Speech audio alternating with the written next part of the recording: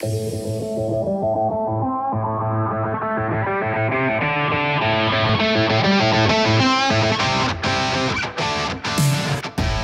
to Tech Talk Taco Tuesday. This is show number 95, where Jimmy and Logan try to talk about motorcycle and motorcycle related projects when the technologies work for us. But that can be a little tough sometimes, yeah? Yes. Yeah, so you have a new outfit on since the last time I saw it. Well, I saw you once. When did I see? I saw him once gimping around, right? Do you want to tell your fans what happened? We mentioned it on the show. We mentioned you got a boo-boo. Yeah. What happened? Crashed a dirt bike and spent some time in a hospital and broke 3 bones. 3 bones. Yeah. Yeah. Okay. So which bones are those? Scapula and 2 ribs. Right. And one of the ribs managed to punch a hole in your lung? Yep. That's the bad part, right? Yeah. Yeah. And what did you tell me before the show started? Whenever I talk a lot, I start running out of breath.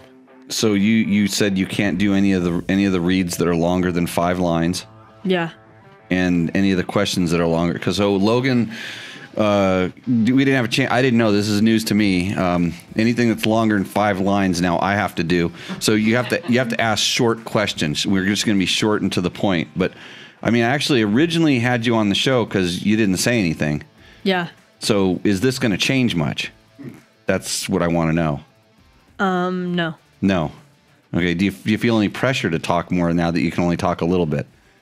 No. I like this reverse psychology stuff. Welcome, everybody. Thanks for joining in. Thanks for putting up with our jump starts. Bob, we're going to answer your question. It's on the docket. Let's see. Scars are forever trophies. You have any scars from this? One. The chest tube. Oh, geez. Yeah, I don't want to know anything about that stuff. That's why I rode slow the whole time I rode, because I didn't want to. I didn't want to have this. I didn't want to have any of that stuff. Yeah, we have a full list of questions. This show is brought to you by Honda. How many lines is that? You think you can pull that one off? Maybe. Okay, here we go. Honda's new 2021 CRF450R is designed to take you straight from the starting gate to victory circle. With this awesome open class motocrosser, features all new chassis and a major engine overhaul, new suspension and new bodywork. And you can forget about clutch fade adjustment or hand fatigue with the new hydraulic clutch system. Lighter than ever, the CRF450R explodes out of corners when it's time to increase your lead. So go on down to your local dealer and check out the 2021 Honda CRF450R. Go to mx.honda.com to see our full lineup of competition bikes. The CRF450R is intended for closed course operation only. I think that was the best you've ever read that. Maybe this going to school for 4 days a week is helping. Yeah. Or maybe the pain of. I think the pain of having to spit it out. You get it done quicker. That's good. Yeah. Yeah. We're in. Give me that thing. I'm going to read the KTM one since I'm a KTM guy, right? KTM also helps this podcast. They're powered by a distinct ready race mentality. KTM is the world's leading high-performance street and off-road sport motorcycle manufacturer with North American headquarters based in Murrieta, California. Over the years, KTM has built a reputation as a fierce competitor on racetracks around the world, and the brand's remarkable global success is reflected in every product it develops and every move it makes. You almost have that memorized. Almost. Yeah, because we called you last time and asked for that one. Didn't go too good. No.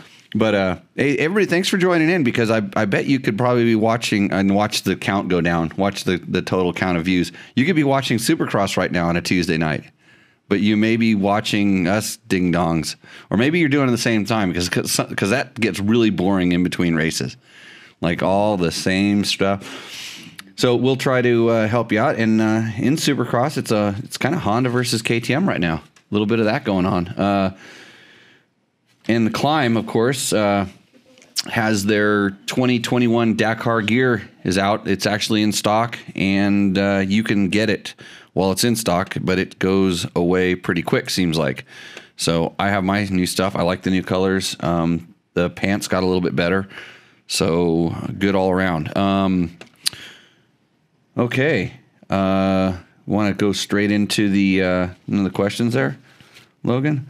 Most of our questions were farmed. If you're not familiar with how we do this, we kind of post that we're going to do this show on Facebook, and we get our questions in that post. When we say, "Hey, we're going to do Tech Talk Taco Tuesday night," I weed through all of the YouTube comments, which mostly are just junk. It's just like, I don't know who has the time to post some of this stuff, like why they would even make the effort to put some of that stuff out. But so we go, the good ones I do check, and we will answer your question, especially if it's on one of our videos about bikes, or if it's on the show. The last show we kind of read the new show questions on, and then we're not going to go to YouTube Live just yet, because in order to multi-stream on different things, it starts costing money, and there's not a lot of money coming in. I was going to talk to Trevor about his race, but I'll talk to him about money now, because the tables have turned over at Dirt Bike Test. Somebody needs to start sending me some money. And lots of other ways. You can click through on Dirt Bike Test, and at the bottom of the Fresh Dirt Stories, there's Amazon links. Search for your stuff there, buy stuff there. We get a little chunk of that. If you knew Logan's email address, you could send him money, and then I would try to wring it out of him. How else can we get money, Logan? Changing tires. Yeah. Yeah, you change your tires, and we'll give you money. In fact, no, you give us money. In fact, there's a video I did where I changed some tires, and the guy was really happy about it. So, okay, first question. What's up? Hi, Jimmy. Thanks for answering my last few questions. New question for you. I'm looking for a CA green sticker bike to ride around with my son. 14 years old. He currently rides the KLX 140 and already has a 2-inch lowered CRF 250X for him. We ride local Bay Area motorcycle / OHV parks. I need to pick up a used bike for me. I could get another 250X, but I'm wondering if the KTM 250 XCFW from earlier years, from 2000 to 2011, to keep the price around $3,000 to $3,500, if possible. What's your opinion, and any other options in that price range? See, he's going right down sponsor alley there. You know, he's deciding between a Honda and a KTM, which is good, so I don't have to worry about any other brands, right? No. I think, so you're familiar with the Honda 250X, and in like that $3,000 price range and looking for 250Xs, that's a dangerous zone, yeah? Because there's a lot of like used race bikes that might be like third hand by now that you're not really sure of the history, and those bikes tend to be, when they're ridden pretty hard, tend to be sort of fragile. All of them, doesn't matter the brand. But I think what would be the most durable 250F? I'm guessing it's kind of almost a three-way tie in my world. It's KTM, Yamaha, and Honda would be the three brands, and each year kind of has some known issues. There was some small end bearing, small end pin on the Yamaha and the early versions of the reverse motor. KTM's, I think, were overall pretty good, but they've also had some issues. And then Honda's had some valve issues in the early days of the 250F. So, but that's what you're looking at when you're looking at the $3,000 price range. It seems like if you go up to like $4,000, you're kind of getting a little bit safer. You know, it's just, there's something about that. And right now, you know, used bikes have a pretty good price. So, I think if you can get into fuel injection, you're way better off at this point. So when you start looking at carburetors, that's going to bring the price down and the maintenance up, because you're definitely going to have to do any rebuilding on that. But Yeah, it's a tricky thing. I think at that point it's whatever you can get that looks like it hasn't been abused, and that's kind of a skill in itself. Because I just got a 2020 that was not abused, and I found something wrong with it. And I'm like, oh, well, at least I got a good price, right? So I can figure out the solution to this. And I know some people, so maybe I get a good deal or something. So okay. Jimmy, what's your thoughts in running a mousse in the front of a 790R adventure bike as insurance against a flat, not relying on it unless the tire loses air on a normal basis? Ever ran one with air pressure on it? That's a really good question. This actually got my brain thinking, and it's something I have not tried. But remind me to go back to that first question again. One other thing.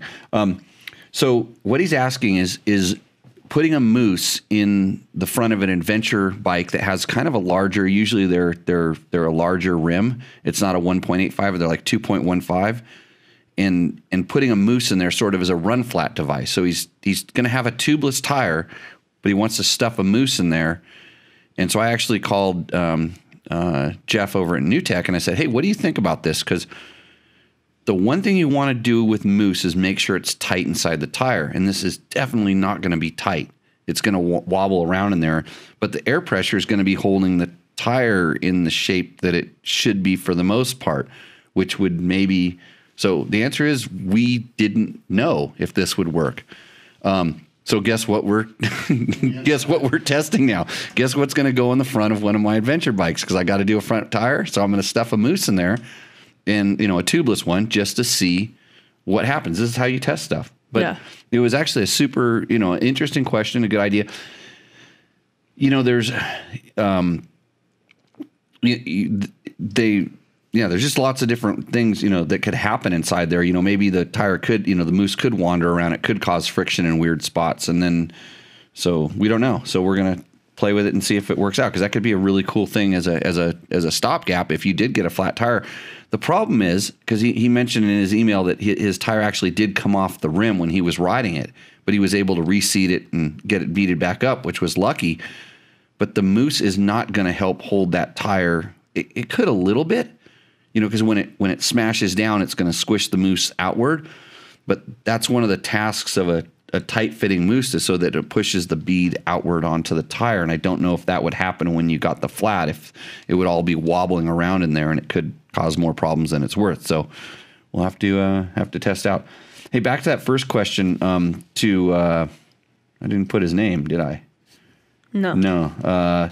About the bikes up. See, since you're in California and you have to have a green sticker, this is another thing that's going to drive the price up a little bit. The green sticker bikes tend to command a little bit of a price, and where you're riding, you need to have a green sticker type bike. So, that's something to think about. But either of those bikes, like the KTM 250, the XCFW, there was a group of them after they stopped making the EXC, the 250 EXC, and they start making that XCFW. Some of those bikes were actually pretty good because they were kind of overbuilt, as they were building them like 350s, and they're building to be 350s, and the 250s are pretty good. And if you can get a 350, that'd be even better. So, okay, next. Finish that guy's thing. Oh no, we covered that one. Okay, yeah. Danny, that was Danny Turner. Yeah. Yeah. Some tool email. Oh, let me handle this one. Okay. So, I get a lot of really stupid emails, and I get they always want to partner with us at Dirt Bike Test. They want to partner with us or this other. I saw this one that was really interesting, and it just goes to my point. It says basically reviews matter, but in 2020 requests for them get lost in email. Imagine that, something that's getting lost in email, but I fished it out. Northwestern University studied 15.5 million page views and found that displaying reviews can increase your conversion rate by as much as 380%. If that's true, how come we're not rich? Because I could give you a 380% boost. Just call me. But evidently I'm supposed to call this person, and then they're going to put my stuff someplace else and make it work for who? Anyways, yeah. They're gonna be the tool to help us through minimal effort, and my feedback will only help us, which means them, build a better product. Of course it will. So, okay. Should we take one from the room for a second there, Logan? Scott Glimp. Glimp, yes. I wonder if he's the Scott Glimp I used to race against in that's what I'm Best in the Desert back in the early 90s. Yeah. It is. Oh, it is? Yeah. Oh, interesting. Yeah. Yeah, he races around all the time. Oh, okay. Big boy. Yeah. What's the question there, Logan? Got a 2009 Honda 450X.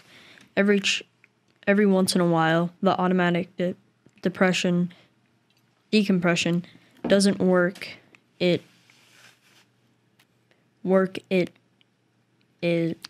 Yeah, that's a tough one. It doesn't work at top dead center, and the electric start doesn't work. But if I kick it past top dead center, the electric start will turn over. Would it be the exciter? The actuator on the cam gear. Where else should I look? Yeah, that'd be it. So let's see. The way I'm trying to remember the way that one works, and on that one it has the swing weight like most of them do that swings out. And if it's not working, I would check. I mean, it's easy to check. Just pull that valve cover off, and it's right there. It's right inside there. And there is, I think, there's spring in there. Sometimes the spring can get messed up or come undone. The spring actually kind of holds it down for a certain amount of RPM so that it doesn't work. And maybe it's something sticky, or it could be your starter's not spinning it up fast enough. The electric starter's not getting it going. It's kind of, I've seen electric start motors go weak, and they don't spin it quick enough to get the decomp to I'm thinking the wrong way. I'm thinking about it activating. It's sticking open. Yeah, that would make sense. I'd check the spring and then check this, make sure that thing moves. You should just be able to flip it around with your finger and back and forth. I've also seen on some bikes where it actually goes, the actuator part that goes on the cam actually get smashed down a little bit. So it actually doesn't lift up the doesn't open the valve, which could be a problem.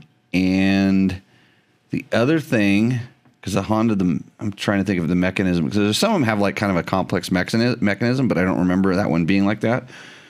What other issues could there be? Trying to think if there was something like, tight valves or something. But if it's decomp's not working, then your valves shouldn't be tight. So I would give that a try. If you've cooked the oil in it before, it could get kind of gummed up inside there.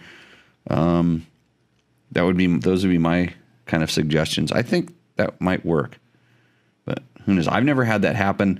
I've had the starters get weak on the Hondas, and it doesn't for some reason. It didn't have a lot to do with the decomp. It was more that the starter was kind of bad. Okay, next question on the sheet. Jordan Siegel. Hi Jimmy, have you ridden a Beta 500 RRS? I think it will be suitable for riding the terrain we have in northern Alberta, which is a mix of sand and hardpack with rocks. I have not seen many 4-stroke Betas in the wild, but it looks like a good option in the dual sport market. Appreciate the work you do. So, Jordan, I haven't ridden a big bore Beta 4-stroke now for probably 3 or 4 years, 3 or 4 generations of that bike.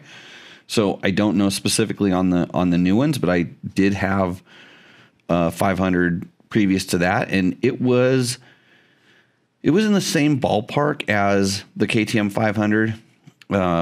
Maybe just not as polished and refined, because I think they were just getting dialed in with the fuel injection at that point. So I think as far as it goes now, it would be just like any other 500 4-stroke. The bikes are all really good, and I don't think it matters so much the terrain. And I mean, if you're seeing guys ride KTM 500s up there, you're not going to see a big difference based on just how a beta would work or perform. It would work the same there as it would any place else. The difference between the two brands, two bikes. But if you're noticing everybody's riding 2-strokes, there's probably a reason for that. It might be the terrain kind of dictating that a little bit more. But yeah, I got the Beta 200 showed up. Poor Logan's too gimpy to ride it. Yeah, new Beta 2. I don't know how long it's here for, so you better heal up quick. So yeah, yeah, I think it would be as good as anything. A lot of times, the guys that are looking to buy betas, you're just looking for something different. I mean, the KTMs are like Hondas. Remember when we were growing up, like us growing up, everybody had a Honda. Like you didn't, maybe, there was times when most people had a Husky, and then you never saw Huskies for, was it 30 years? 30 years went away. So it's just a little bit different. Yeah, so that is the right Scott Glimp. He confirmed that in the thing. Thanks, I'll check the starter. That could be not spinning the motor fast enough. Yes, new battery. Weird it doesn't do it constantly. Could it be the starter? Yeah, could be. Next. San Felipe Bob. As you and likely most of Do you know San Felipe Bob? Yes. Yeah. Yeah. You met him before? Yeah. Just through the YouTubes or in person? In person, I think. He showed up someplace. At a race? I think here. Oh, here? Yeah. Has he been out here? Oh, yeah, I think he came. Like he came the to this, 40s. He came to this. Episode 40s. Was he on the show? No, like in the peanut gallery of the 40s. I don't remember him being here. He'll confirm in a minute. I think his wife came and took the class a long time ago. But anyways, okay.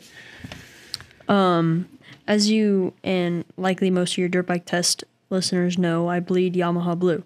I'm considering adding a more specialized, higher performance 2-stroke bike to my quiver.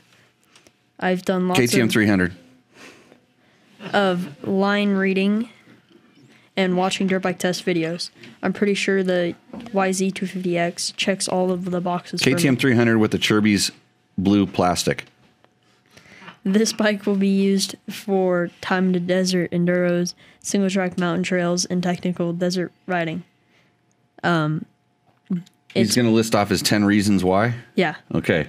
Blue, lightweight, excellent suspension, tons of OEM and aftermarket parts are available due to immense long production run. Excellent reliability record, 2-stroke, cost-effective, easier to pivot than my 2005 WR450. I love the smell of 2-stroke in the morning. It's blue. Can you give me 3 reasons why the Yamaha YZ250X shouldn't be my next bike? Because it's not a KTM 300? Yeah, okay, so 3 reasons. Kickstarter. No, it's funny because somebody, he put this on the Facebook page, and somebody brought these out. So Kickstarter, 5-speed transmission, and, what was the other one that he put in there? It's blue. No, Bob, it has a carburetor. That's what it was. It has a carburetor. Yeah, that's a good. But I think in all honesty, right now with the 2-strokes, I'm going to talk about this. I because a lot of people have been asking questions about like the KTM 300s, the reliability on them, and different things. They've had some different issues, and I asked one of the guys who works in warranty at KTM just about all the issues that they're having, which aren't a lot. I mean, everybody thinks they are, but there's not that many, and he tells me straight. And so I found out what the different things are. But I think we're at the point right now where this evolution of fuel injection and 2-stroke, and KTM is currently really the only ones that are doing it, it's going to get a lot better pretty quick. And mostly from riding the Beta 300 that we just had, it showed me how good carburetors can be. Oh, yeah, Bob, it's not oil injected. You have to mix the gas. I know you like to smell in the morning, but I don't like to mix the gas.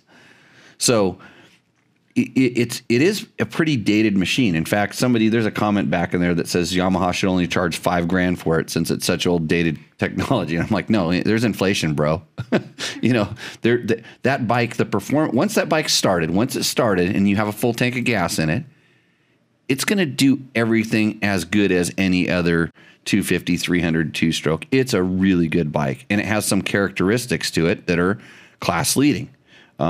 Especially if you like a really peppy motor, it's a 250 that easily competes with 300s. So good all around motorcycle. But I mean, it's, I think you have to probably jet it a little bit more than it seems like the Beta from my experience to get it just right. But yeah, I say get it. I mean, then I'll stop on the side of the hill, especially when your Kickstarter's on the uphill side and there's a cliff off to the left. I'll stop there and ask you how you're doing. I always like doing that trick. That was really fun on XR 400s when I had a DRZ 400. But yeah, I mean, you don't have a lighting coil. There's not a lot of ignition to power lights if that's something you're interested in. I know you are because I've ridden with you at night before. So yeah, how many more options? How many more down the list do I need to go? How many more? I got 3. Should I go for 10? So, okay. So how are we doing, ladies? Yeah, that's right. There's some girls came to observe the show tonight. It's Bree, Brooke, Bern, Bryn. Yeah. See, I'm great with names. Bern wants to take Logan's job, right? Yeah. Yeah. I'll get the name right eventually. I don't even remember no. So are we doing okay over here? You got this show all figured out? Do you watch Logan all the time? You stalk Logan on the show? Pretty much. Yeah. It's like one's going no and the other's going yeah. So just let me know when we're doing something wrong.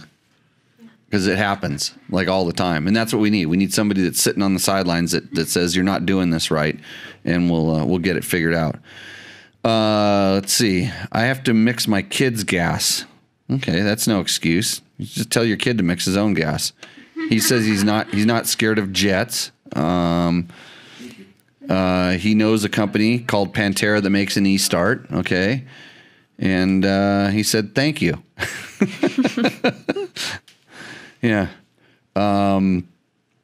Let's see. YZ250 engine is very wide. I'm a diehard Yamaha guy, and Yamaha guy, and this bugs me, says Garrett Carlson. Engine's wide. I've never noticed it. Not all the time. You know what else is funny is like if your engine's wide, then your foot pegs get wider, and then that actually makes the bike handle a little bit better. I always felt like I run wider width foot pegs sometimes, but then it also hits on rocks and things too. So yeah, coming from his WR250, his 2005, it's not going to be wide. Logan is blushing. That's what it says. You know what's funny is you can go in the chat room and you can say really mean things, and I might just read them out loud on accident. I was thinking when he said he couldn't get past 5 lines, do you want to borrow my inhaler, Logan? Or oh no. Do you want me to get the oxygen can from the car? Yeah. Okay. Here it goes. Okay, we try to keep the comments limited from the peanut gallery. In fact, you notice we've got a muzzle on Bob. That's what we call that now, a muzzle. Okay, Curly Stoker says, front brakes Brembo on Husqvarna when brand new. Is there a way to get that original brake bite back, or do I need to get a new rotor along with new pads? So... well, if you have ever had fork oil or something, or somebody put cleaner on your rotor and it got baked into your brake pads, just start going down the thing. I mean, the cheapest thing to do is to just replace the brake pads and really clean the rotor. But sometimes if you're running kind of, slippery pads, it'll actually polish the rotor. And so then you do need to get that feeling back. Of course, I'm amazed at how often I find that people just have air in their line. Their brake is not bled properly. So that could be a really simple, quick first check for you to do. I've seen guys sand the rotors, just kind of clean them off that way and then go with new pads. And there are definitely some pads there's good and bad pads. The stock ones are pretty good, but there's some brands that, I know Galfer, a big fan of Galfer brakes, and there's another company, AP, that makes some pretty high performance brake pads. So sometimes you can kind of step up, even if the rotor's a little bit off, you can kind of step up the pad material and get better. And just beware of what it seems like a lot of dealer stock are these red EBC brake pads. I don't know if you've ever seen these, but they're made.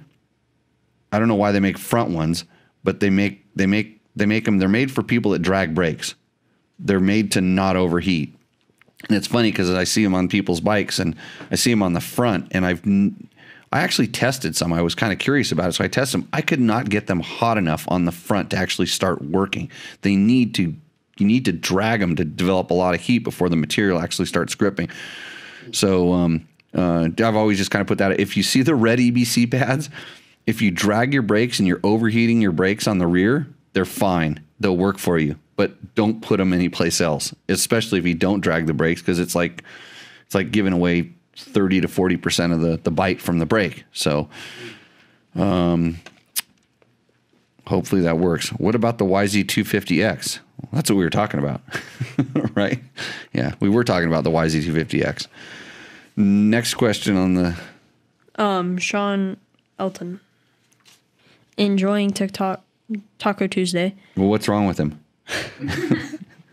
We have met a few times at Tour Tech Rally North. Your show is high point of the weekend. Your control on the KTM adventure bikes is amazing. My question for next talk... See how he buttered me up? Buttered me up. Jim's going to try to get a good answer out of me. Next Taco Tuesday is how often do you replace fuel filters on your large KTM adventure bikes? I owned a 2016 KTM 1190 Adventure and sold it because of the fuel filter maintenance. Perhaps my fuel filter issues were an isolated incident. I replaced it with a Africa Twin Adventure Sport. Well, see how that works. See, he was a KTM guy, and then we switched over to Honda for a while. So he went to Honda. Yeah. So we just marked the wall. I got both of those. In all the time I've had the KTM Adventure bikes, I have not had to replace any fuel filters on any of them. This is going back to my 950s. And I'm thinking right now, because right now my 950 needs a fuel pump. Oh, wait, no. On my 950, I did change it because they're outside of the tank. They're external. And I think I even added a different one. So take that back. On the 950 I did, but on my 1190 standard, my 1190R, and on my 1090, I have not replaced fuel filters on any of those bikes, and they don't have a ton of miles on them, but I got some time on them. So maybe you need to change your gas station if you had to do that. I don't know what the maintenance schedule is. I don't know if they tell you that you're supposed to do it at a certain time, but I would only do it if I was having problems. And I don't think of any. I'm wondering if there's something that could have been done to the emissions delete. A lot of people do. They take the charcoal canisters off, and then therefore it was venting dirty air into the gas tank, possibly.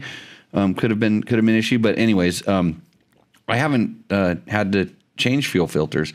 But if it seems like it was an issue, if I started noticing it was an issue, they make those The Googletech fuel filters. I did a review on this on Dirt Bike Test. Maybe even George will put it up there. And they make these ones that drop into your fuel filter neck, and it's like a screen, and it actually pulls water out of the gas too. Ethanol will suck it right back into the gas and put it back right past the filter. But if you have pure gas in there, it won't allow the water to pass through, and it's very fine particulate matter. It's like better than a regular fuel filter. So that could be a solution if you're having some sort of gasings, but I've not had those problems, and I would tell you if I did, because I hate working on bikes. So I don't even have the same fuel filter problems that all the guys are having on the small bikes with the fuel filter splitting and all the other stuff. I have not had a fuel filter failure, but maybe I'm just careful. But I don't feel like I'm careful about. I mean, you see the crap gas we get when we put it in the school bikes and stuff. Yeah. We've had issues before with bad gas, but I haven't had to replace a filter because of it. Maybe on the carbureted bikes, we've replaced a couple of the filters, but those things are going on 20 years old now. Yeah. So, okay. John Jackson, what is your opinion on Bluetooth communication like Sena or Cardo? Do you use these in your riding schools or during product testing content? I don't have a whole lot on the tech side of things. I don't have a whole lot of experience, especially when you start connecting things through Bluetooth and like whether it's different radio frequencies and all this other stuff. About the most experience I have is with the TrailTech Voyager Pro, playing around with those. So I've used the couple different of the Cardo and what was the other one? Sena were the two systems that I'd played around with briefly. But I'm constantly riding different kinds of bikes with different kinds of helmets and switching them between helmets and all this stuff. I don't have a ton of experience, John, so I can't I can't really give you the things. But no, we haven't. We're actually talking about starting to use them for our tours. But we're probably going to go with kind of the radios that we used when we raced in Baja, because that's what Johnny and I have experience with, and we're familiar with when they work, the distances they work. Because the reason I'm a little resistant to using radios is sometimes people start trusting them. So if you started calling out dangers on a ride and all of a sudden it didn't work and they expect you to call it a danger and they crash into something, it's like sometimes you give somebody a piece of technology and they turn their brain off. We've seen it with GPS units. It's like, the dotted line goes here and it goes someplace where they're not capable of riding, and they go ride there because the dotted line went there. So that means I can go there. So yeah, not the expert on the tech, but I mean, I guarantee you can find all the information you need on YouTube, and then you're going to get what you pay for. Like this podcast. CRF450X. Victor Borg. My CR250 would smoke that thing above 2K feet. 6,000 feet. 6K. Yeah. Why would it smoke it above 6,000 feet? So I can beat you from 0 to 5,999 feet, and above 6,000 you can beat me? This is a YouTube comment, I can tell. That guy put a lot of thought into this. I wonder, okay, so let's meet at 6,000 feet, me and you. And I'll get my hands on a bike, a CRF450X, and we'll do a little smoking. See whose bike's got it, because I got a fuel injected one. You're gonna have to jet. You and Bob can pull out your jets. Bob bring his Yamaha, then we'll find out who's the fastest. David Hicks. This is the best proper review I've seen for a long time. If you are considering one of these bikes, it's well worth a watch. It has made me question the long-term durability, as it is not an Austrian-built KTM, but it's obviously built to a price. So he's talking about the KTM 390, and yeah, thanks for the comments on the videos. We get a lot of nice comments when people finally find us. We're not the first ones that recommended, but so of course it's built to a price point. It's kind of a world bike, and it's built in India, and I would be really interested to see the point of origin of all of the parts on any brand these days, because I'm pretty sure there's a lot of outsourcing of manufacturing of parts. So even though a bike may be built, assembled in Austria or Japan, I wouldn't be that surprised to find that a lot of the parts are not being built in countries like India or China or Taiwan, or in some of the manufacturing at those places is getting very good.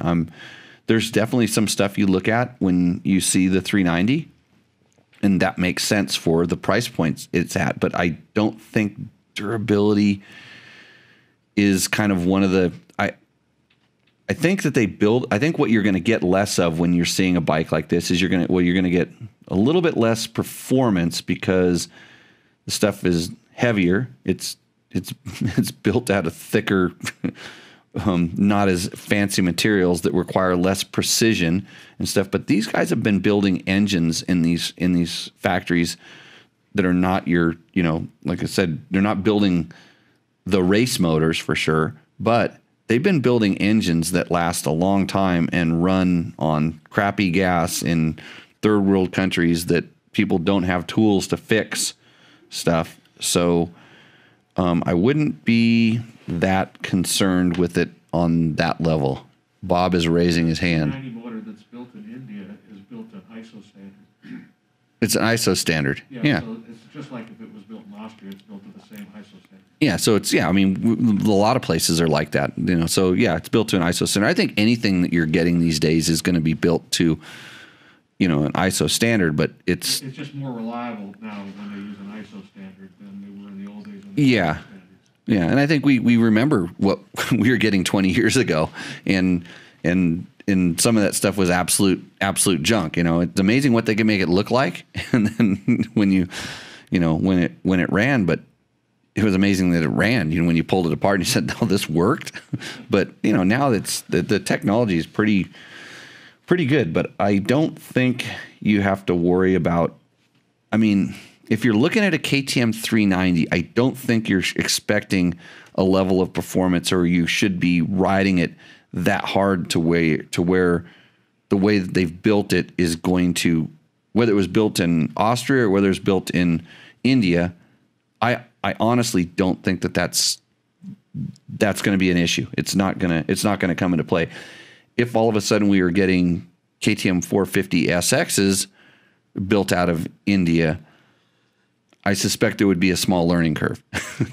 they would learn, that's why you don't see, the suspension components, for instance, that are high tolerance and have to be high strength and have to be, they can't have flaws, are not coming from those locations, because that stuff is pushed to 10/10ths, where I don't think a KTM 390 is really meant to be pushed to 10/10ths. So, okay. Paul Van Hout, great show. Questionable beer choices. Yeah, he was talking about our fireside chat there, where Marco, my buddy Marco, busted out the Coors and the Miller Lights, as we were just trying to show off, right? How hard, how hard it is to find good beer in a small resort town after 5 o'clock. You have to go to like the expensive bars, and we were locked into a house. So, but he did good. It did its job. That show was a mess. Yeah.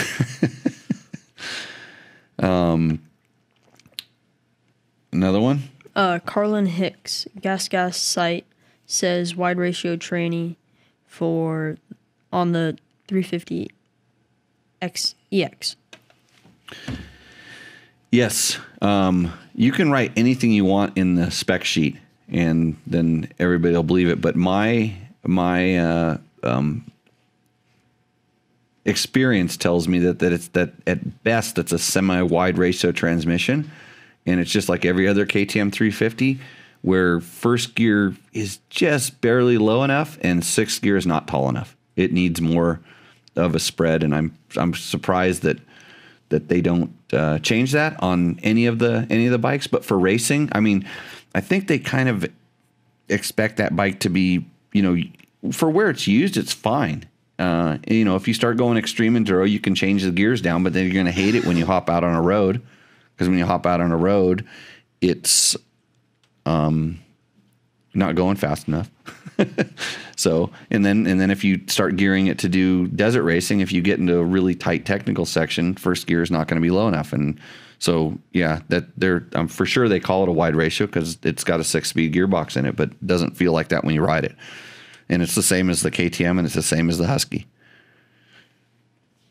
Trav Nasty 520. I knew I was going to subscribe to your channel when you recommended a beer for the job.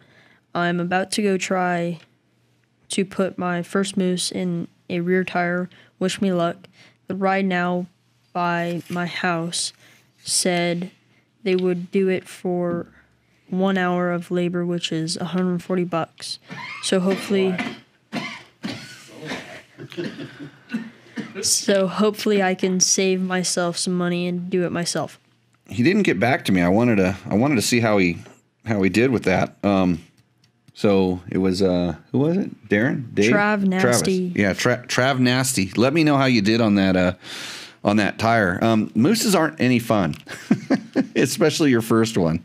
But $140. You should learn how to change mousses, Logan. That might pay pretty good. Yeah. Yeah. I made you try it. You took one off, right? Almost. I took 2 full ones off. 2 full ones off. Wasn't pretty. And like 5 with help. So how long did it take you? 4 hours. To do 5? Yes. With help? Yeah. So in other words, I did most of them. Yep. But I have a technique. Yes. Years of experience. Yeah. Yes. Yeah. That's what I'm trying to give away in that video. So I tell you exactly what to do, but the funny thing is like there's so much, like, just like when riding, there's so much balance and things that maybe I'm not totally exactly explaining. I'm kind of giving you the bullet points, but it's like knowing exactly where to stick the tire iron in, and you start pushing on it, and you'll right away, okay, that's not exactly where it is. So you give it a little shove, and then you push it and stuff like that. So as much as, you know, it just, that comes with practice and depends on, you know, the angles of your arm and the way I'm sitting on the tire when I'm doing it, and how I'm using my knees and all kinds of crazy stuff. You know what I got for Christmas this year? The 1 minute mousse changer. The Rabaconda. Yeah. Yeah. You know who got me that? Andrew Short? Yep. Yeah. Because Andrew hates watching me suffer. Yeah, he felt sorry for me. He felt sorry for me because I was just doing it on the ground and the knees, and like when the Honda guys were here, Kendall had the Rabaconda, and Kendall's all busting him out, and I'm like, and he's like, do it on this. I'm like, no, I'm doing it right here on the ground on my knees. So dumbass me. That thing's amazing, and I'm still learning how to use it. I look like a klutz when I use it, but I want a video of that. It's totally different. I mean, it has it, and I watched their video, and I go, okay, I looked at it, and then I'm like, I know how to do this, and I need to watch it again, and I need to do it again. I watch it again, and then see the little things that they're doing. I mean, because they make it look simple, and you watch the pro guys. You know, when they come in, yeah, and they're having the tools handed to them. Well, let me tell you, when I'm on the ground, all the tools are really close to me, but when I'm that up off the ground, that's one of the reasons I do it on the ground, because all the tools are like, you know, right there. But when I'm up in the air, I have to bend over and pick it up, and so yeah, there's reasons for everything. Yeah. So let me know how that goes. And yeah, one beer review on the tire change. I got a question here on the thing. Mark Daniels mentions that Galfers are OEM on KTMs, correct? Yeah, and they have some different pad compounds too. If you go to Galfer, look at their website. They'll tell you which is OEM and which is different. Kyle McCoy says, should you replace the ECU if racing on a 2021 KTM 500 XCFW? I recall you made fun of me in the backcountry of Wyoming one day when you noticed I had my Get ECU on my old bike. But everyone seems to say this is a required update for a race bike.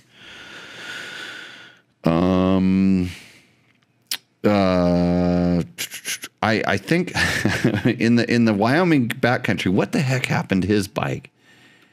He tipped over and something, a gas tank broke, or I don't remember what it was. There was something that made the bike so it wouldn't work, which I noticed when they were trying to fix it, and I came up and said, "Oh, this is a problem." I think it broke the gas tank. I think something punched a hole in the gas tank. But the reason I was asking about the ECU is because there's this kind of feverish passion that anybody who buys an emissions compliant bike, they feel like they have to, in order to make it run properly, put an ECU on it.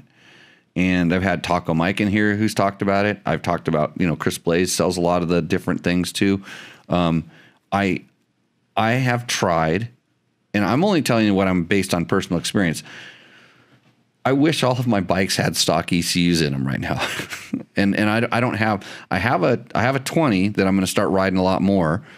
And I'll tell you more about that when I have the time to test it and stuff. But I'm more concerned with rideability than I am outright power, because there's very few times when I'm actually using all of the outright power that even my stock ECU will allow this bike to produce.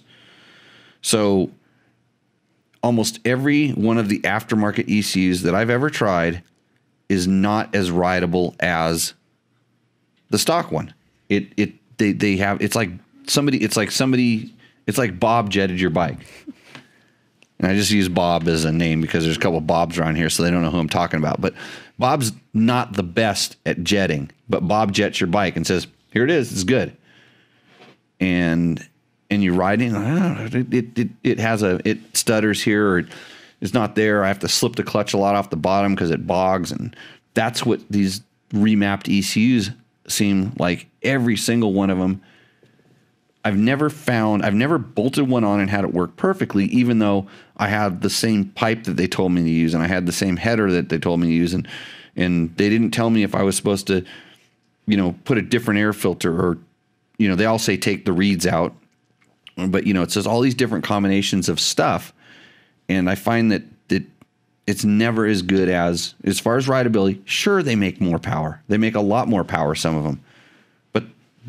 I'm never riding it where it's making a lot more power. I'm riding it where I ride it all the time, and they're just not running that well. So I think what I said, Kyle, was how is that working for you when you tipped over or whatever? I think I made that kind of a joke because it was just in my thing. But what I would do, and the problem is I don't have enough experience with the 20 and the 21 KTMs now, because I've only just ridden them stock, to know how putting a piggyback fueling controller would work on it, because that's what I would do first, as long as your ECU isn't trying to compensate or correct for the changes that you made.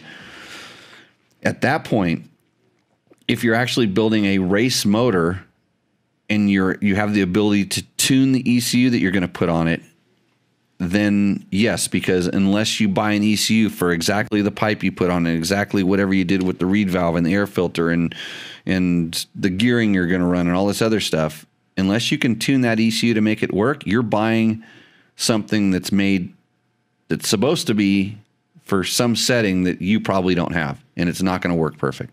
And it bothers me every time I roll on the throttle and the bike hesitates, or I can just feel it being too lean or too rich or whatever it is.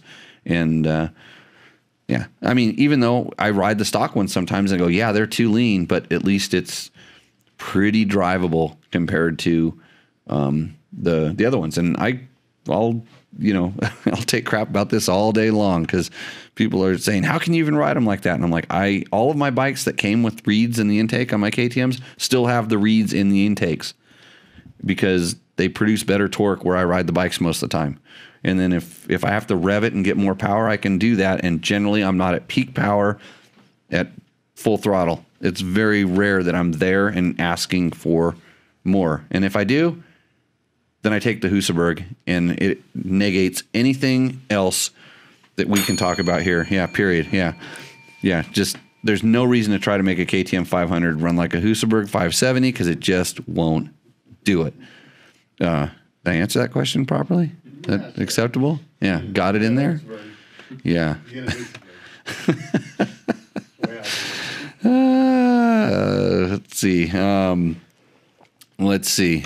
Way too much butter, dude. What's that about? I don't know. Let's see. I can fill you in. Jimmy says buy a KTM and add blue plastic. Let's see. Chris Real says, I could give a lecture on brake pads and proper uses. One thing that gets overlooked is a worn pad hanger pins. Oh, that's, yeah. Yeah, that takes a few years to do, but then again, yeah, I've seen that. That's a good thing.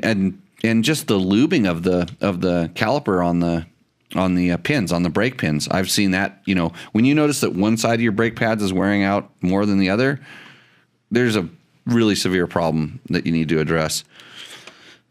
I think after all that advice, what do you think Bob's going to do? No. Buy a Yamaha. Yeah. Yeah, he's going to get a Yamaha. Yeah. Sometimes I wonder why he's fine. I don't care. It wasn't for Bob. That speech was not for Bob. It was for everybody else. And then so next week on the show, Logan, we're gonna all these things to say, yeah, I was thinking about buying Yamaha and I went and bought a KTM. You know, and if everybody's talking about Honda, you know, Honda's, you know, it's all good. Actually, I should call Logan. Also cleaning the piston after replacing the pads. I had all kinds of fun. Finally found out that the pistons had developed a ring of schmutz when they were extended. And when I replaced the pads and pushed the pistons back in, it was a problem. Schmutz, huh? Chris Real, do you have the chemical definition of schmutz? No, I think that's what he found on there. Yeah, I've never really had I mean, we're out here in the desert and it's kind of dry. I imagine in the mud and stuff like that, that could be a little bit more problematic. Do we have more questions on the page, Logan?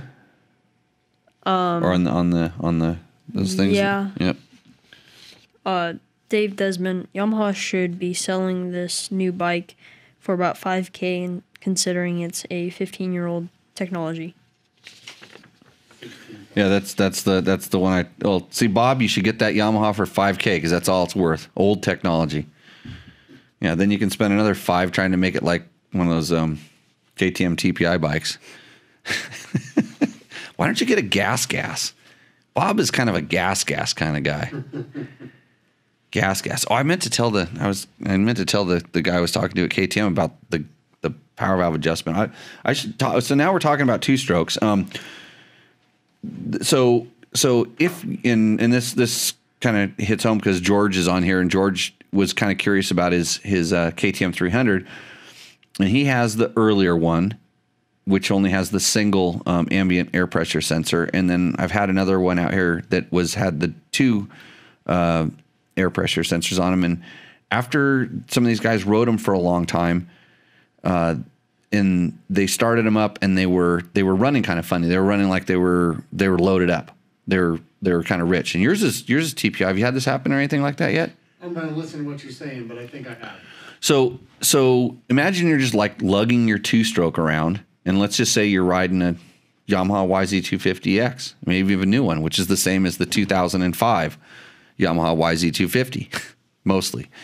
And you're just lugging it around. You're riding around for a while, and then you go and park it. And maybe you start it up and, wash it and lug it around, park it, and then all of a sudden you get to some place where you start it up, and then you go to get on it, and it and loads up. And then back in the old days, you used to foul plugs when this was happening. Yeah. Well, just because it's fuel injected doesn't mean that because the way that the motor works is putting all that gas and oil mixture inside the crankcase, and some of that oil, when it's not quote cleaned out and some of that fuel is pooling up in the bottom end. And since you don't develop a ton of turbulence, as it kind of, there's more and more of it, it'll kind of pool up and it'll find little homes in there. And so it takes a lot of turbulence to suck all that stuff out of there and clean, so it's called cleaning out your motor. You put a good load on it and roll it on and rev it up and let it rev out and clean it out. You hear guys, I don't know why they do it at the starting line in 4-strokes these days, but when you start your bike up, you hear it warms up and then there's you clean out the bike, all the smoke comes out and then all of a sudden it kind of cleans up and it's not so smoky anymore. Just because of all this new technology doesn't mean that Still a 2-stroke. Doesn't need to be done. It's still a 2-stroke, right? So enter into that was the first thing I noticed about when Beta went to the oil injection was that clean out, in just regular riding. And if you're on you're mixing your gas, especially if you're mixing it a little bit rich with the oil, you ride around, you get on it, it stutters a little bit before it goes. It just doesn't explode. Well, when I started riding oil-injected bikes, all of a sudden it was you could lug it around for a while and you hop out on a road and you just nail it. And it just, from the first crack of the throttle, it's crisp and clean and goes. So I was asking, hey, well, with these KTMs, and they're like, no, that doesn't, just because it's fuel injection doesn't mean that still can't happen. So that's one thing, is that they can actually load up. There's also some sensors. It has the ambient air pressure sensor. And I've heard of the not only the hose, getting a little plugged up, but mostly where it screws into the cylinder, where it's taking the pressure, where the hose clips into the cylinder, like that thing. If you're ever, if you're cleaning if you're taking your cylinder, you're doing regular maintenance off, clean that little brass junction out, where the hose cleans up to it. So make sure that's clean as well as the hoses. And then the sensors, which are actually on the bikes with 2 of them on them, they're the same part number, they're the same sensor, but those things can go bad. So if it's a constant problem, it could be the sensor, but that's not the most common thing. They said the 2 most common things are, that's what everybody wanted to know, incorrect idle adjustment.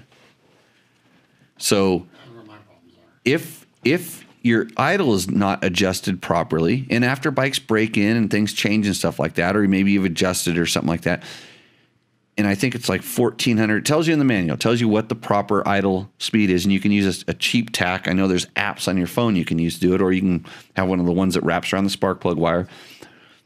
If the idle adjustment isn't correct, that air bleed screw also affects, quote, the jetting, the way that the thing does. So that can cause them to run funky and have a hard time figuring everything out once they're started up and stuff like this. So that's it. And the other thing, and like I mentioned before, is the power valve adjustment.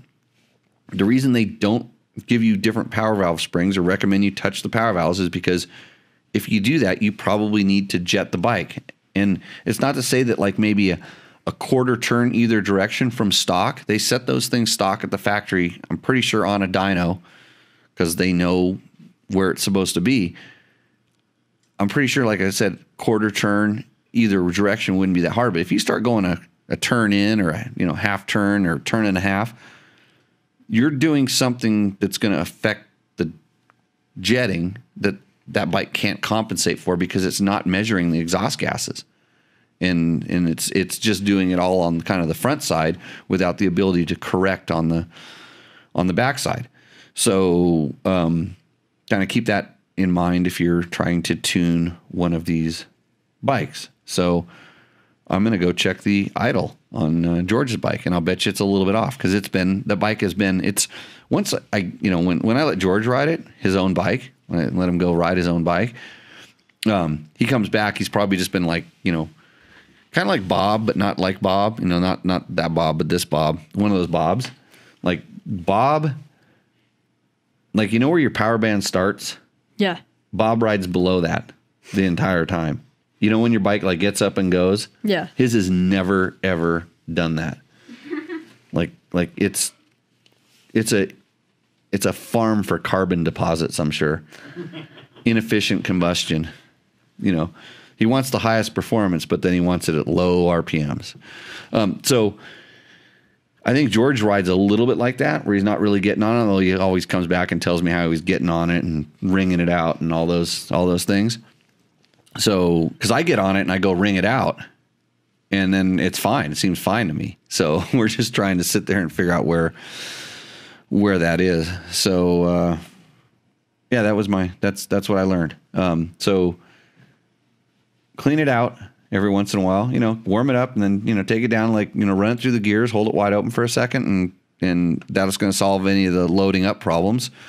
And, yeah, I think that's it. Sound good? Yeah. Okay. Idle adjustments backwards on those, by the way. What was that? Idle adjustments backwards. The idle adjustment's backwards. What I would call backwards. Because it's an air bleed. Oh, is it? Yeah, so it's allowing air in, and then yeah. So it's yeah. I'd have to remember exactly the way it works. Yeah. Sean Elton, 36 and a half minutes in, get a some interns to delegate the work. Oh, wow, this brings up an interesting subject, especially for tonight. He's talking about a show where I'm probably complaining about why it's such a mess in here and we can't get anything done and the episodes don't get posted up and all the other stuff. Interns. Do you know what interns are? You girls know what interns are? Bree and Brad is your names? Brock and Brian. Brock and Brian? Yeah. You know what interns are? Yeah, it's like fancy word for unpaid. Unpaid assistants. Fancy word for unpaid. It's funny because this is how I responded to him. I said I'm looking for I said I'm looking for young adults that don't think asking for money is a job. So because in internship when I was growing up, I'm working on writing this book, and I'm actually at this page where I was an intern at Dirt Bike Magazine because I knew that I wanted to, in the future, work at a magazine because I wanted to be the guy that got all the free dirt bikes and got on the cover of the magazine and got treated like royalty and people kissed his butt and you didn't even have to be fast, and it was like a dream world. I wanted to be in there, and I knew okay, in order to get there, you don't just walk up and say, I want to do this. You have to work to get there. So I worked as an intern, which evidently when I was at Dirt Bike Magazine as an intern, and the big main boss, a guy named Roland Hines, came in and he said, Tim, Joe, who is this person in our editorial meeting? Pointing at me. And the response from the two co-editors at the time was, Chief, that's the guy that works for free. Intern means work for free. And the reason that they let you work for free is because they are teaching you something. And generally, other than up till high school, after that, you kind of have to pay for your education, whether you're paying it through it by being called, what do you call them on the job site? Apprentice? No. Grunt?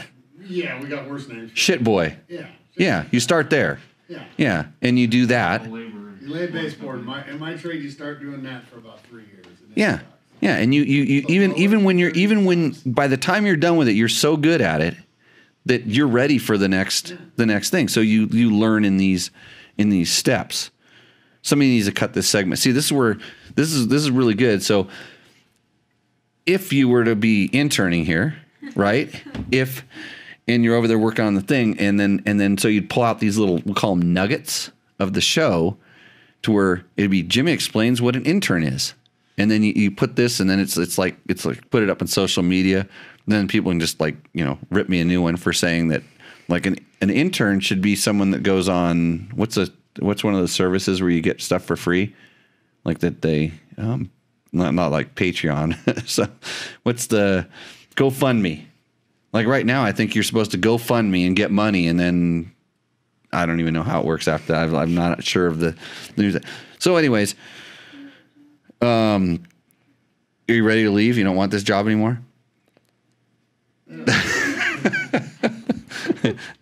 Who had, which one had to leave at the class? Oh, pointing fingers at each other. Okay, got it. Right. Because that was beginning of internship. Yeah. So it's technically. Did you? I'm allergic to macadamia nuts. See, you learned something. Yeah. But did in any of that stuff at the school? Because you guys both race, correct? Yeah. In all of your racing, did my little off-road school teach you anything? Yeah, definitely like balance and Balance, stopping. stopping. Logan has us do some drills sometimes when we go riding. You got a little side action going on, right, Logan? You got a little riding school going on off the side? Yeah. We have an email. Remember, I sent you an email the other day. We got to talk to that guy. Yeah. Yeah. Emily. Yeah. So His riding school's all girls, by the way. all girls. 4 or 5 How do you do girls. that? I don't know. Yeah. Well, one of them is his sister, 2 are kind of cousins, and the others are girlfriends. Well, it's not bad. So the odds are good, Logan. Yeah. So, anyways, okay, we'll work on the internship thing later. So, but yeah, thanks for asking that, Sean. I'm going to work on my internmanship stuff because I'm overloaded. I have a hard time myself. My wife and I use a Senna 50 and get out of range quickly. Added the Senna SR10 and rugged radios for the distance. So see, you ask a question and you're going to get answers in the chat room. If everybody wonders what's going on, so while we're doing this live on Facebook on Tuesday nights, there's a chat room that's going on where a lot of our regulars and people that kind of jump in ask the questions that a lot of times we'll answer, or they actually give out advice like San Felipe Bob always does. And I see it says something about endos, 5-speed, carb. I don't know. I'm not really sure what's going on there. Let's see. Endos. Oh, wait. Oh, that means bad. That's like the bad things. 5-speed, carb. Actually, Yamaha's 5-speed is not bad. They do the best 5-speed transmission that could be done, especially on the FXs. No light, blue, wheelies, budget, suspension, strong motor, reliable. Yeah. Yep. That's YZ250X. Jordan Spiegel, has the used bike market seen a big boost? The pandemic has had a big impact on used bike prices in Canada. Just sold a YZ450X today for what I paid for it in 2016. Yeah, I think the whole market as a whole, new and used stuff, prices are staying high and going up. So, one more question, Logan, on this thing here. Ryan Down salutes. After getting lost for a little while on my ride from Barstow to Prim last weekend, I found myself wandering the area somewhere near Baker, thinking, wow, I really wish I had a GPS that did more than leave a breadcrumb trail. Oh, just follow the breadcrumbs, bro. I have an older Trail Tech Voyager, but what would be the next step up? Something that shows marked trails, towns, paved roads, or destinations would be nice. Yeah, so your old Voyager does none of that. Whatever you put in there is all that it has, and there's no what's called base maps. The new Voyager Pro has the new ability now. I mean, they had a pretty good base map in there to begin with, but you have the ability to download and add maps for specific areas and stuff. But this is where like the units like the Garmin's and some of the other ones have been really good because they have maps built into them. I tend to look at paper maps and somehow memorize those, and I remember everything, unlike your names. I remember everything on the map, and so I don't necessarily need the GPS to get me there. I kind of remember where the main roads are and things like that, so I don't use the GPS like that so much, and so I'm probably not the best person to ask, although now there's so many apps on your phone that can do this. I mean, you just ping up on Google Earth, if you have reception, and if you're near Barstow, you have reception, or Baker, same thing. You have reception most of the places around there, and it will show you where you're at, and you can zoom in and zoom out and try to figure this out. So, yeah, I think the good thing about so the reason that I really like the Voyager Pro is especially if you're riding in a group, they have the buddy tracking, which is a super awesome feature, and you can see where your buddies are at. And then now you have the ability to download maps and put those in there if you're starting to do this. But typically, even if I'm going to go someplace new, I will go in there and drop track logs of places I expect to go in there, and then I use those kind of as a baseline or a guideline. But did he say he got lost? Yeah. Wandering the area. He didn't use the word lost. Right? No, he did. Yeah, getting a little lost. I don't know what that is like. I've never like, you know how you think I'm dumb for not remembering names? Like when people like say I got lost, I go, how'd you do that? Like I don't even know what the sensation like feels like. It doesn't occur to me. So I'm bad to ask. I'm like that's why I have a Jimmy positioning system. It's the JPS. You got some good ones on the chat room there, Logan. I see you giggling. San Felipe Bob, JPS, Jimmy Lewis version. Great, see? Great, works great, finds beer too, usually PBR. Yes. Roscoe. I like Roscoe as a name. Any word on your Kref forks? My Kref forks are still attached to my bike. My Kref shock was shipped back up to Bend, Oregon, and is being reset up. So I found that it bottomed a little bit too much for me, and so I gave them that report back, and they're tuning on it right now. But like everything else, everybody is backlogged, like all of the suspension shops and stuff, and people that make, whether you're making seat covers or exhaust systems, you're back ordered. So I'm excited to get it back. I want to get it back because I really want to find out how the forks work too, but I couldn't get past the shock, and I don't think I gave them the right weight, so I don't think it was me. Right? George says, intern, a student or trainee who works sometimes without pay at a trade or occupation in order to gain work. But in another thing, he says, definition of interned, the act of putting someone in a prison for political reasons or during a war. The act of interning someone, the state of being interned. That first definition, I was wondering like what century he got that from, because it's not this century. Troy Hicks, $50 per ump mousse changes here. Is he talking about us or is he talking about him? I'm not sure. Jimmy, worth its price. What's that? I don't know. The Rabaconda or Jimmy? Jimmy and the Rabaconda. Monkey effing a football and a robot at the same time? Thanks, buddy. Yeah. Let's see. Any other ones? Troy Hicks says Kreft makes stuff really, really soft because most KTM guys are 53 and pudgy. I'm 52. I'm pudgy. Am I pudgy? Yeah. Am I 52? I think I'm 52. Let's see. Somebody says Bob's your uncle. That joke had to come out. If you don't have a dyno for each individual bike, they're never perfect, referring back to the ECUs.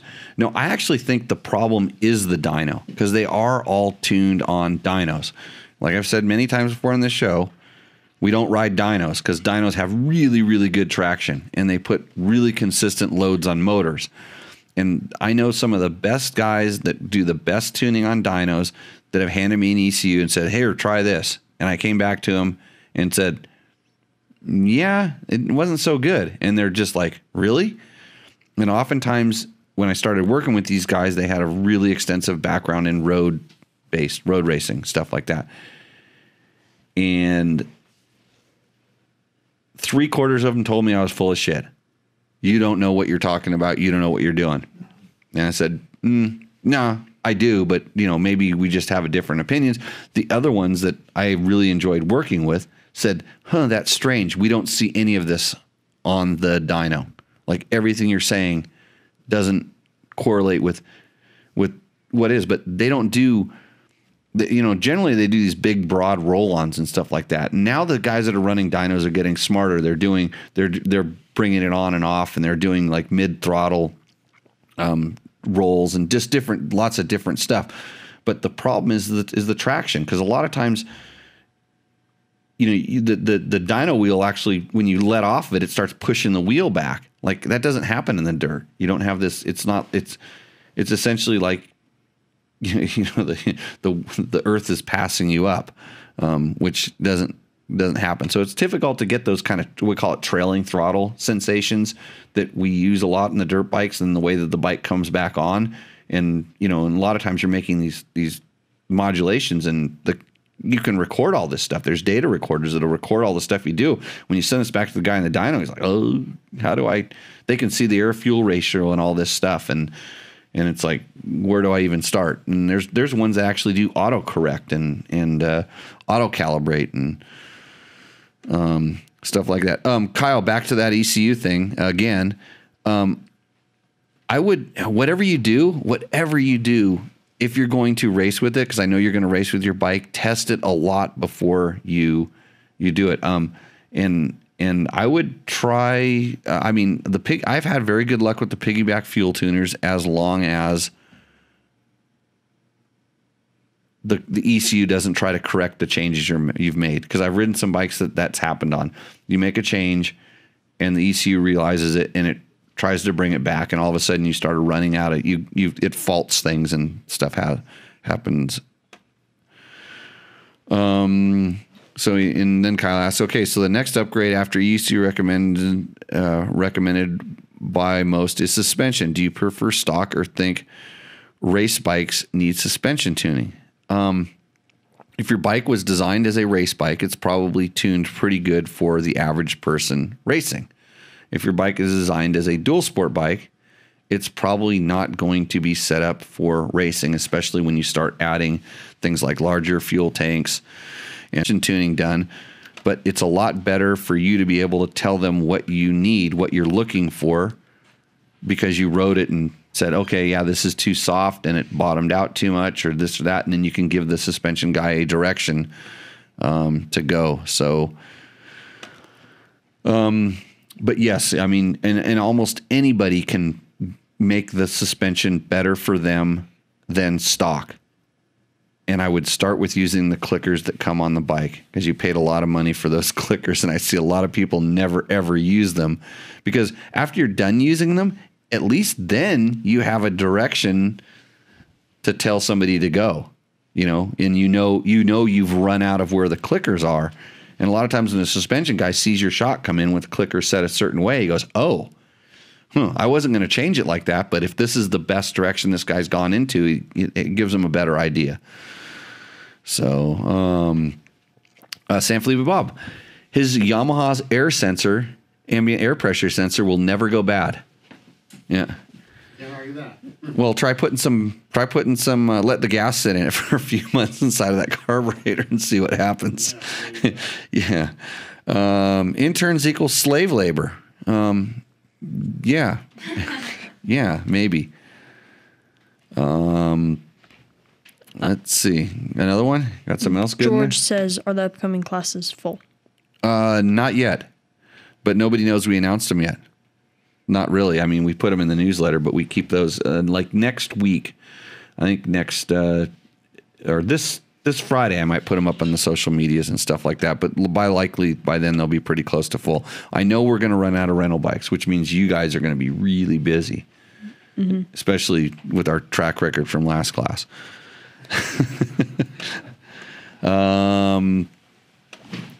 Let's see. Oh boy. These guys are beating each other up about Bob's YZ250. Bob, just get the YZ and have it. You will, don't you? I think he has an old Yamaha WR250 two-stroke in the garage. I'm almost positive that's what he used to race. Those were good bikes. The bike really hasn't changed much since then, but you'll be familiar with it. Yeah. So the classes, the Jimmy Lewis Off-Road Riding School. You should sign up for the newsletter. Actually, we put discount codes. Actually, if you're looking for the tugger straps, we had like a 25% off discount code in the newsletter that I'm not going to give out because that's why you need to sign up for the newsletter. But yeah, we have sometimes our partners and sponsors and stuff really help us out. They hook up the students, so it's pretty good. Dyno is not real life in most cases. I totally agree. So good. I think we've gone through most of our questions. I wonder if there's anything else. I thought there was another question here I don't remember answering. No, we probably went through all of them. Okay. You think you got enough breath for one of those things again? Yeah. You want to do the KTM one? Okay. By heart? Here, you want to make your introduction on the show? Sure. Okay, come on up. You got to put your radio announcer voice on. Oh, you each get to do one then. Yeah. Here, Logan will leave the show. Yep. We'll kick Logan off. Yeah, this might be your last appearance. Didn't you resign on our last show? Didn't you quit? You gave me 2 weeks notice, which ends next week, right? Yeah. You were just joking? I was going to call Trevor. I don't know what happened to Trevor. I wanted to get a race report and stuff. Let's check and see. Come on up here, and you each get to read one. There's these two reads. You understand what the reads are? They're like our ads and stuff. Okay. Don't tell my dad. Don't tell your dad. Some people never learn. Is that Tate? No, this is Tyler. This is Trevor. If he picks up, he's probably smart enough not to. You there, Trevor? Is it my time to shine? Yeah, it's your time to shine. Well, first we're gonna do our last 2 ad reads, and then we're gonna have Trevor's segment on how racing went. So both these girls' names here, they start with B, right? And I got that much right. So there's the Honda one on top. What do you guys race, by the way? Hondas. Really? Mm-hmm. Yeah. 150Rs. Oh, awesome. 4 strokes. Mm-hmm. Good. So you can read the Honda one. Actually, why don't you read it in sync together? That'll be awesome. Because it's too easy. You're smarter than Logan. Me and Logan could probably do them in sync. We almost do.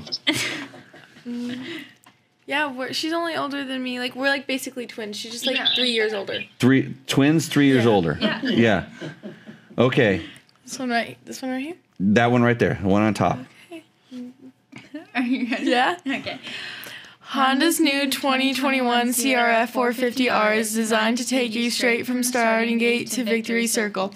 This awesome open-class motocrosser features all new chassis, a major engine overhaul, new suspension, and new bodywork. And you can forget about clutch fade adjustment or hand fatigue with the new hydraulic clutch system. Lighter than ever, the CRF450R explodes out of corners when it's time to increase your lead. So get on down to your local dealer and check out the 2021 Honda CRF450R. Go to mxhonda.com to see your full line of competition bikes. The CRF450R is intended for close course operation only. That was awesome. That's pretty good. Yeah. That was a first time read through. Logan, Trevor, they couldn't even pay for that. What was that? Honda couldn't even pay for that. No, that's probably Get a stereo synchronized read of the Honda read. Yeah, we're trying to make it interesting here because we don't just want to read off the boring stuff. I like it. I'll do the KTM one. I don't know if you can top that, but No, I can't. Hey, so the other sponsor we have is KTM. Powered by a distinct ready-to-race mentality, KTM is the world's leading high-performance street and motorcycle. I messed up. Off-road sport motorcycle manufacturer with North American headquarters based in Murrieta, California. Over the years, KTM has built a reputation as a fierce competitor on racetracks around the world, and the brand's remarkable global success is reflected in every product it develops and every move it makes. I did okay, huh? That's a question to you. You're kind of like the co-host right now, Trevor, and you guys too. You can chime in if you need to when I start screwing stuff up. I think that was perfect. Good. We're not going to talk about anything but Hondas and KTM. So what do you have to talk about? I rode a Kawasaki. So everybody is telling me So this is Trevor Hunter. He's the what are you now at Dirt Bike Test? The boss?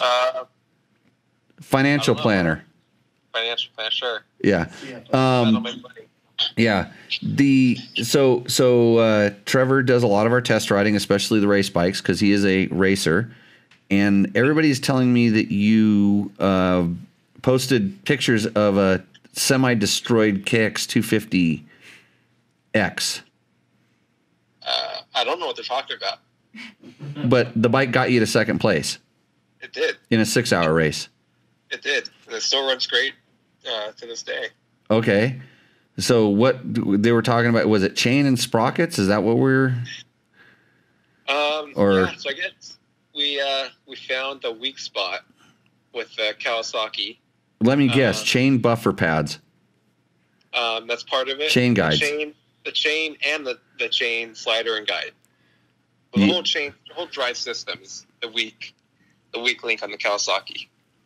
Yeah, it's kind of a known issue. I mean, we've complained about it before, especially the swing arm buffer pad and the lower, especially if you run like a bigger rear sprocket. If you go up any on the rear sprocket, it'll just saw through the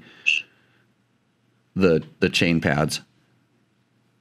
Yeah, known issue. And so you decided to race 6 hours on it just to prove that? No, well, it's kind of a last minute deal, and I haven't gotten to race or ride the Kawasaki as much as I'd like to.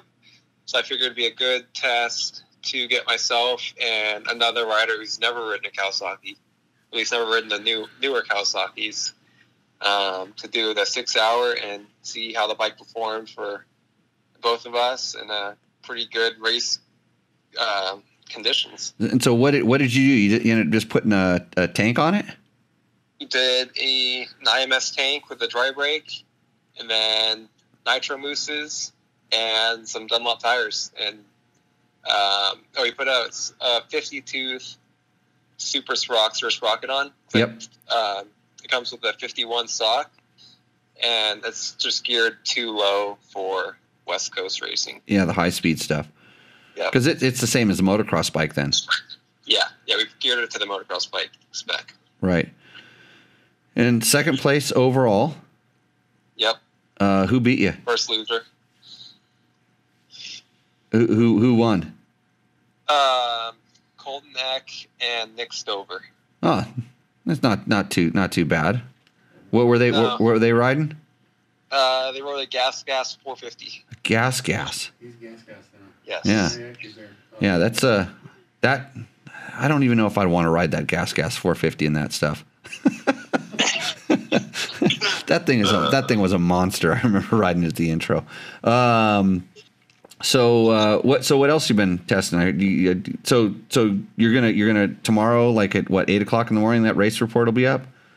I'm waiting on some photos from the race, and then everything should be posted. Amazing. The photos don't just grow on trees. No, they don't. Yeah. Even if you try to pay for them, they still don't grow on trees. Really? Yeah. I've got a brand new Beta 200 that I'm just itching to ride, but it's funny because I can't figure out how to get the photos shot.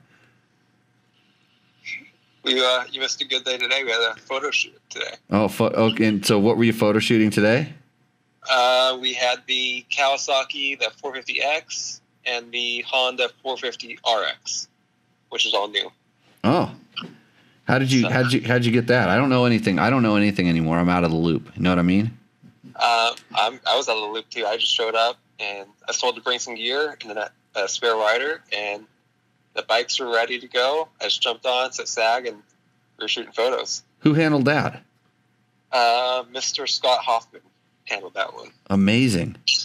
Yes. Yeah. And the best part is I rode a muddy track, and then I drove home with no bike in the back of the truck. So I'm not washing the bike either. Well, you have put in your work almost like an intern. Yes. Almost like an intern. You have done some of that work for no money, correct? Correct. Yeah. So that would, I mean, I guess you kids now call it slave labor, but yes. We're being told that's I'm trying to educate people that's interning that we're working on. That was our stereo read from my potentially new interns. That stereo read, like, you got in the line to be able to be considered to be interns, because everybody thinks it's just like anybody can be an intern around here. Top 10 or we're put on the list of list of potential candidates. Yeah, and then we'll see how it works in the editing bay. Logan will handle that part of the thing, right? You got that figured out? Yeah. Yeah, kind of good. So, how were the 450s? Good. They're pretty good. The Cowie, I've ridden the Cowie a little bit in the past. And I really like the 450. Just super kind of smooth and easy to ride. And then the Honda resembled the motocross bike a lot. The little wasn't set up the best today. I didn't get a whole lot of time to test it, and Scott's going to handle that more. So I was more for photos. But the little I rode it worked good. It's not kind of like the Kawasaki. They're more moto based than like off-road based. For sure. So they suit like kind of Western, faster style GP courses rather than tighter terrain. Yeah. Did they get the little jetting glitch? I didn't notice anything on the Honda on the RX, so I assume. Was it stock or did it have been flashed? I have no idea. No idea. Scott might know. Yeah. So you're just. I didn't see any hiccups or anything like that, so it worked pretty good today. Yeah. So you're just the meat-sickle that goes and rides them. Yes. Yeah, that's good. Yeah, you're working your way up the chain. Yes. One day I'll be like you. All I do is work on them and complain. Yeah, you should try it. It won't get you very far. Trust me. So, okay. Anything else cool? What else we got coming up on the website? Anything good? I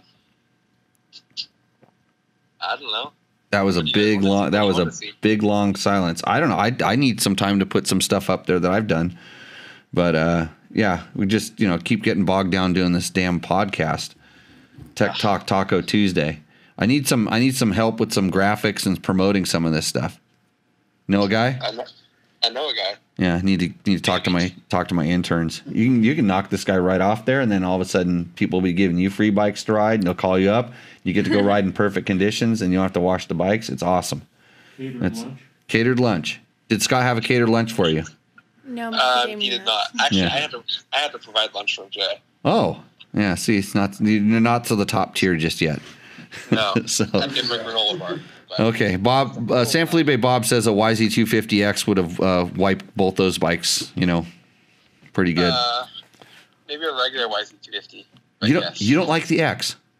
I'm not a huge fan of the X. Really? Mainly because I hate wide ratio transmissions. Oh, see, everything I like, he hates. Is like so you like the KTM / Husky 350. I love the 350. Yeah. So, see, it's good. That's why I like testing with Trevor, because he doesn't care what I like either. I'll tell him, no, this is better, and he goes, what? So, hey, no, it's good to have different opinions. That's why they make different flavors of stuff. So, well, right on, Trevor. Good job on the Glen Helen thing. What are you going to ride at the 12 hours? Do I have to ride that one?